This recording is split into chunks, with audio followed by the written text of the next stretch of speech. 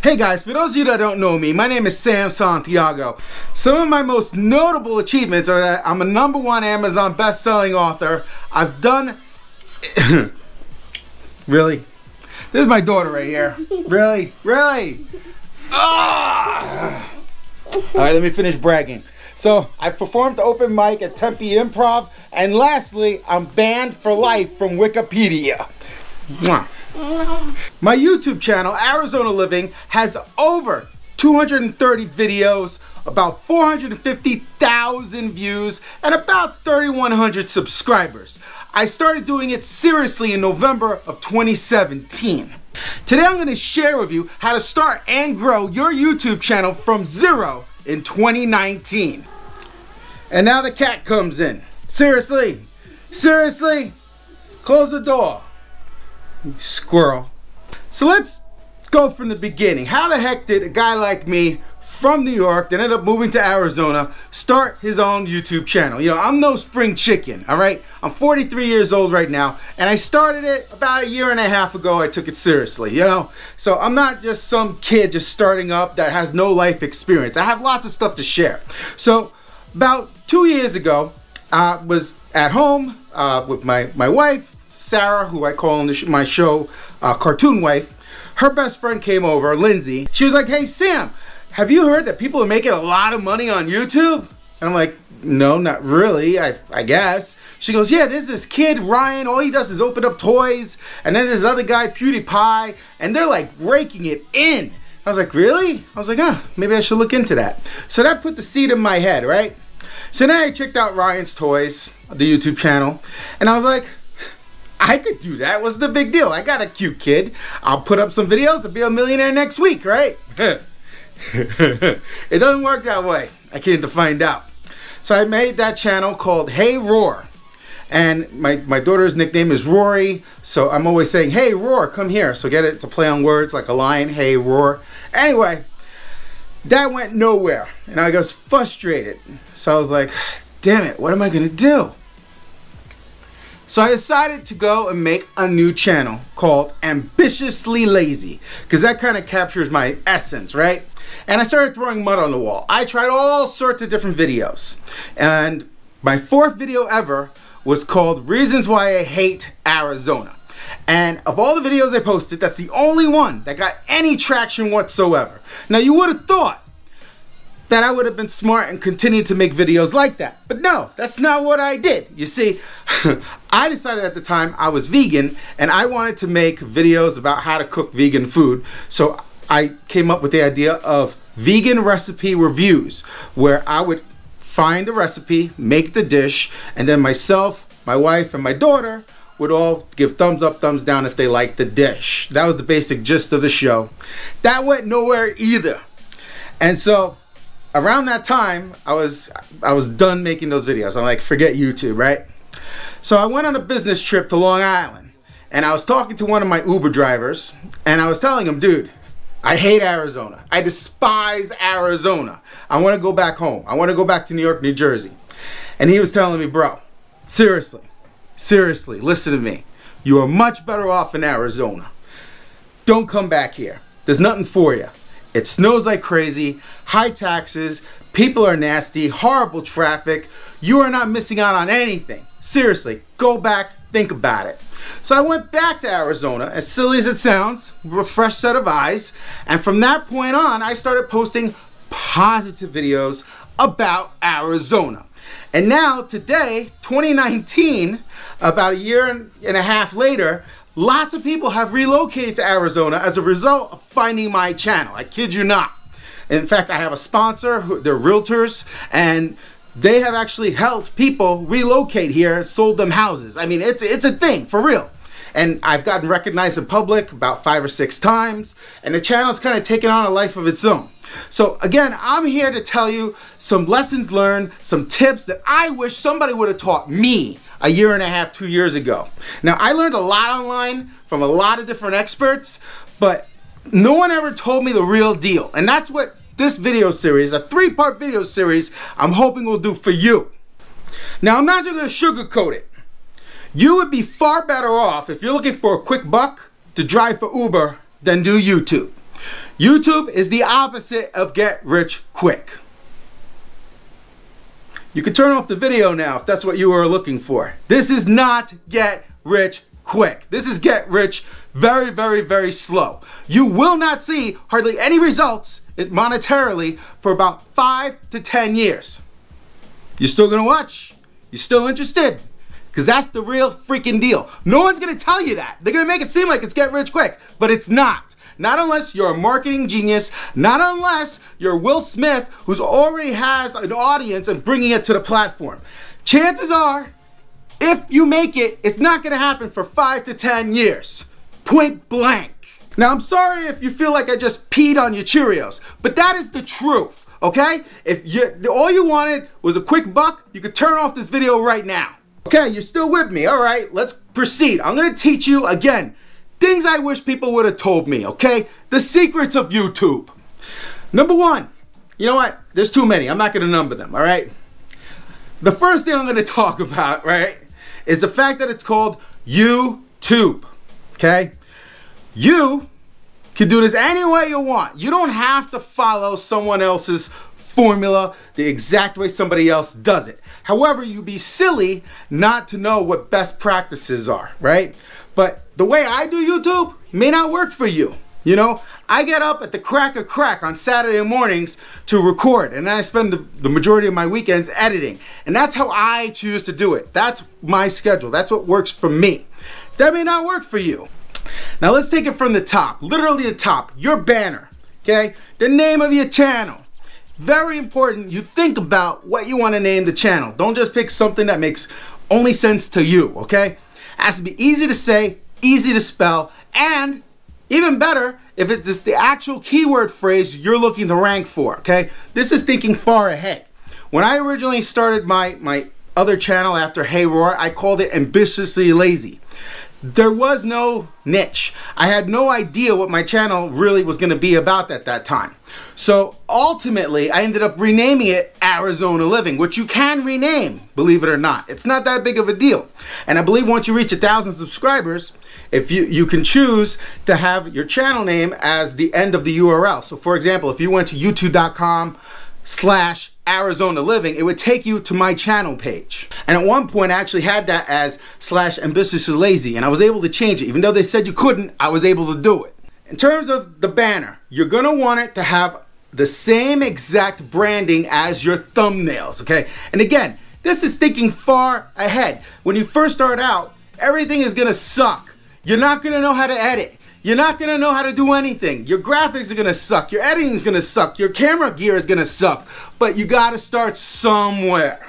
It's a progression. You look at my first videos, it looks like I'm being held hostage. I mean, it looks like I'm like in a cave. It's really, really, really bad. The lighting is bad. The gear is bad.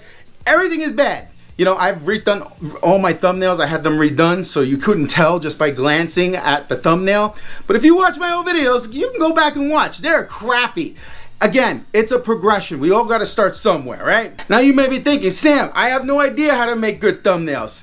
Well, there are websites out there like Fiverr, okay? You go to Fiverr.com, like a $5 bill, a Fiverr, and you can get people who are talented in those arenas to do the stuff you are unable or unwilling to do. Me, I suck at graphic design. I tried. I did try.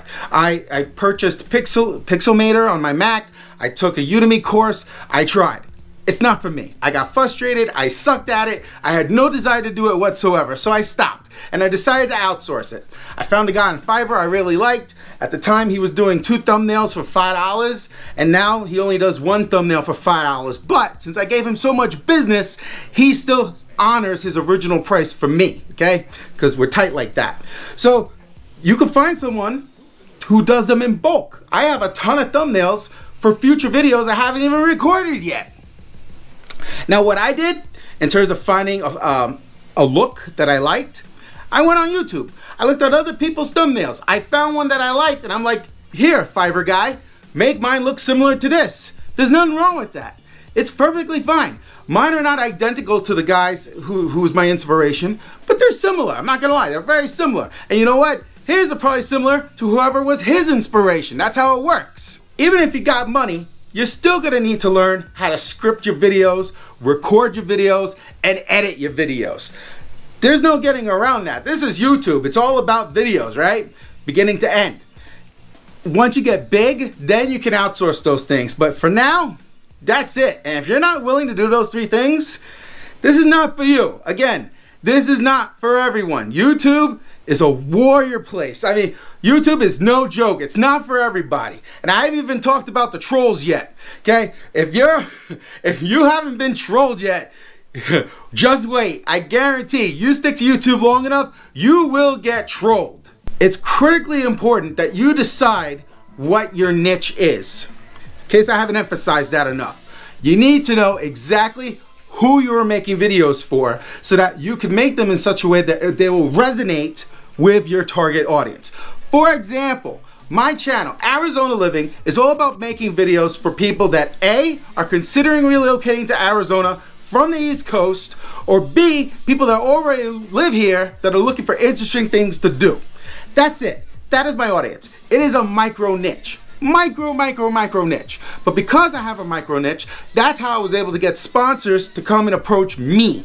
Now let's talk about taking negatives and making them positives, because that's one thing I was actually able to do successfully for different aspects of my channel. Okay, and this is not an infomercial for my channel. If you like how I am, how I talk, you can go over there, like, subscribe, all that stuff. I'm here it's the universe, you know. I'm here to give back, okay? For those of you that are considering doing YouTube, you're on the fence, you know, I go to this YouTube class, well, usually once a week.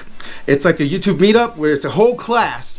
And I swear to you, there's like 20 people in this class, been going to this class for months and don't have a YouTube channel up. Because either A, they're procrastinators, or B, they're perfectionists.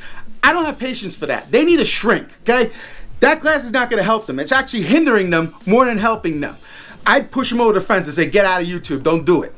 You know, this is not for the weak. If you have very thin skin, YouTube is not for you. So let's talk about how I took some lemons and made it lemonade. There are 3 things I want to talk to you about. Number 1, my wife wanted nothing to do with YouTube whatsoever. And ironically, she's the one that told me I needed a hobby because I was always on her case. She's like, you know, you really need a hobby. You just need to stay out of my hair. So I got a hobby and now she wants nothing to do with it. So whenever she is in my videos, I have to put cartoons over her since she doesn't want to be in the videos. So my nickname for her now is Cartoon Wife. And depending on the theme of the video, like when we went to the Grand Canyon, I put like a picture of a cartoon elk over her, you know, a cartoon reindeer. During a Christmas video, I put a cartoon of Mrs. Claus over her. You know, I try to make it fun. And that's how now I actually have her as a character on the show, so to speak. She's known as Cartoon Wife. Second story I want to share with you is trolls. When I first started, I was getting seriously trolled. And I was getting really mad about it. And I would go off on them, and then there was some Nazi guy, and I started going back and forth with the Nazi guy, and I realized he was a Nazi. I then decided to not respond to trolls at all, and eventually I came up with this idea, which I've never seen anyone else do. I made the trolls part of the show. How did I do that? During my videos, I will put a black background with text. If it's white text, that's me talking. If it's yellow text, it's a troll talking. And I proactively make fun of myself. For example, let's just say in a video I'm going out to eat. I would put a black background with yellow text for the troll talking saying, skip the sweets, you fat bastard. You know, something like that. Something that's mean that a troll might say. And it's funny, you know, it's very funny. So I started to incorporate them into the actual show. In addition, whenever I got a comment from a troll that actually made it to the front page of the comments and wasn't being held, I would pay attention to the keywords they used, and I would add that in my community settings. So now I have a huge list of keywords that trolls have said. So a lot of this stuff, when a troll does comment, no one else actually sees it, just me, because it's being held, you know? Lastly, I would make videos making fun of the trolls, like with their poor English skills. And recently there was a troll that left a nasty comment. All I did was reply with a link to that video where I told off a troll, and that troll deleted his comment because I went back to look and it was gone and I didn't delete it. So, You know, there's different ways to handle trolls. Some people just delete them and ignore them. I've actually incorporated trolls into the show, and that's unique. Now, the third thing I want to talk about is that my email address is thebootlegstudio@gmail.com. I call my setup bootleg. Bootleg because it's on a shoestring budget, A, and B, I have no idea what I'm doing. Now, I'm currently recording on a GoPro Hero 7 with an external Rode mic. It's getting fancy now. And I said to Cartoon Wife the other day, I was like, I guess I can't call it Bootleg Studio anymore. She goes, yes, you can, because you have no idea how to use any of your equipment. And it's true. My Mac is from 2011. You know, I still have some old stuff, and I'm still not really talented at any of it. I mastered iMovie. It took me a long time. I watched a ton of training videos. I eventually mastered iMovie. And that's an application on a Mac to edit. And it's free. Well, I now have upgraded to Final Cut Pro, which is iMovie on steroids. And it's completely different. And I'm still learning all the tricks. I'm not that good at it. It's a progression. The reason why I went from a platform I mastered to a new one that I hardly know how to use is because there's certain things that Final Cut Pro can do that iMovie can't. For example, and I don't want to get too far into the weeds into the tech stuff. Number one, it renders real time. I don't have to wait till the end for it to render. Two, my video footage, I can load directly into it. I don't have to put it on an external hard drive and then put it into the application. And three, multi-layering, right? So let's just say I want to put 3 pictures in the screen at the same time. I couldn't do that with iMovie, or at least I didn't know how. With Final Cut Pro, I could put as many layers on the screen as I want. There's no limitation. So those are the 3 big reasons. Ultimately, it has it's better overall. It has a lot more options. iMovie, I miss it because I was so comfortable with it. But you know, you have to get out of your comfort zone if you want to grow. Now here's something I really wish somebody would have told me. You want to be 100% authentic for this to work. You can't be pretending to be someone you're not, because it's gonna come through. You're gonna want to record 3 videos every week if you're serious. 3. 1, 2, 3. Consistently on a schedule. On your banner, you're gonna want to say, I post videos X day, X day, X day. For me, it's Monday, Tuesday, Thursdays. And the reason why I picked those 3 days is because I use an app called MorningFame, and it told me for my people that watch my channel, which would be the best 3 days to post, where I could get the most bang for my buck. So that, and not just the days, also the times it told me to post. So that's why I do those 3 days. That may not necessarily work for your channel, but you're gonna wanna tell your audience how often you're posting, because your channel is full of shows. All right, now people are gonna look forward to seeing their particular show every Monday morning, for example. They know every Monday morning you're gonna post, and yes, it makes a difference. I no longer pay that much attention to my sub count. I really don't. Unless I'm about to hit a major milestone, I don't look at it really. Partially because it's depressing, because I always see people leave, and then I see people, it's like the stock market. It goes up and down all the time. So there's no point in me looking at it constantly. You know, I look at it every once in a while, I'll glance. It's no big deal for me anymore, because I've reached 3,000. My goal is 100,000. I want that silver play button, guys, and I will get it eventually. But realistically, I'm only at 3% of my goal. 3%. But you know what? It took me a year and a half to get 3%. It's probably going to take me another year and a half to get to 25%, you know? And it's just going to progressively grow, because that's what YouTube does. It's a big snowball, and it continues to build quickly with momentum. And now I'm getting better at the videos. Eventually, I'm going to make a viral video. Eventually. My one video, the 4th video I mentioned, that Reasons Why I Hate Arizona, has over 50,000 views. 50,000 in one video. Holy shamoly, that's a lot. Now, another thing I wish somebody told me about was Reddit. Reddit is an amazing platform if you have iron skin, because Reddit is where the nastiest of trolls live. They're the nastiest on planet Earth. You gotta be careful on Reddit, okay? If you post trying to self-promote your channel and you haven't posted before, they will rip you to shreds. So I am warning you, don't try to self-promote on Reddit, okay? Unless you really truly don't care about what other people have to say.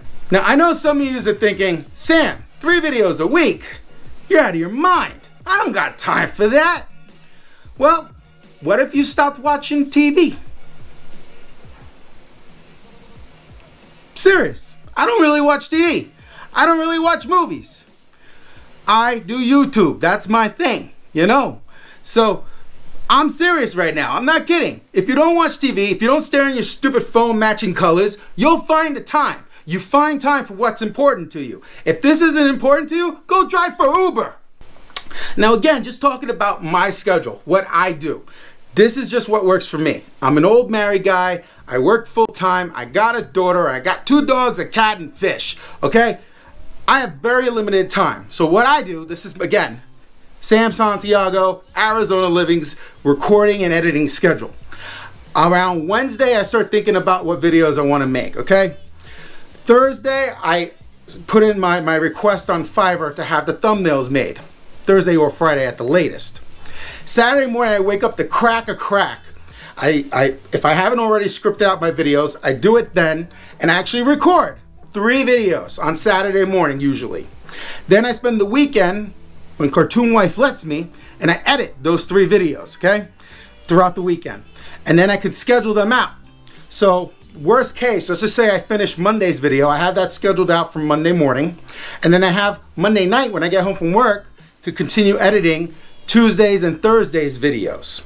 And then ideally though, by the end of Sunday, I've already fully edited, uploaded, and scheduled all 3 videos. That's how I like to do it. In fact, it's even better if you have an archive of videos so that you're far ahead. At one point, believe it or not, I was like 2 months ahead in my recordings. And slowly, those all went away, you know, and I got caught up and I had to start making them weekly every single week, you know. But it's possible. It's not that big of a deal if you integrate it into your life. And actually, I like the whole process beginning to end.